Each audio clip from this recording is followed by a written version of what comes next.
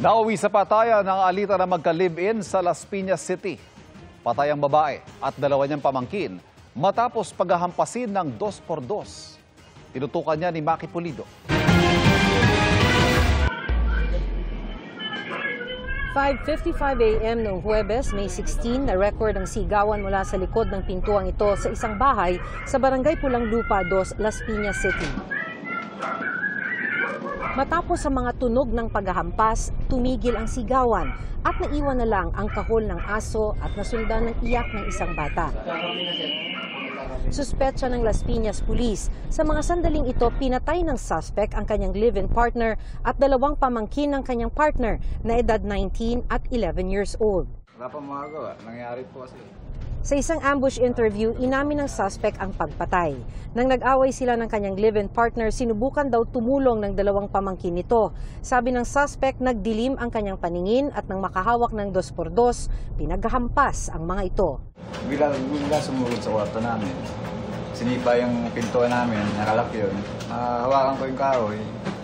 Yun yung sa nandilim yung paningin ko dahil dumudugo ng ilong ko. Nahampas ko siya. Nasa bahay noon ang 4 na taong gulang na anak ng biktima at suspect at nasaksihan daw nito ang paghampas sa isa sa mga biktima. Yung unang attempt ko po ng pagpalo kay pamangkin ng partner. Tapos nailipat ko po yung anak ko sa kabilang kwarto. Doon ko muna po siya pinag-stay. Nasa pangangalaga ang bata ng mga kaanak. Hindi ho siya makausap ng maayos, hindi ho nagsasalita. Noong May 16 pa ang krimen pero kahapon lang natagpuan ang mga labi ng mga biktima. Ang sinasabi raw ng suspect sa ibang tao, nagpunta sa Divisoria, Maynila ang 3 biktima. Pero bandang 1:30 p.m. kahapon, may kakaibang amoy mula sa nakalak na pintuan.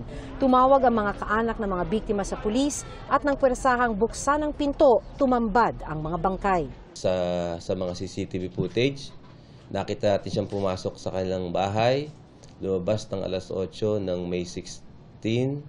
After that, hindi na lumabas yung 3 biktima.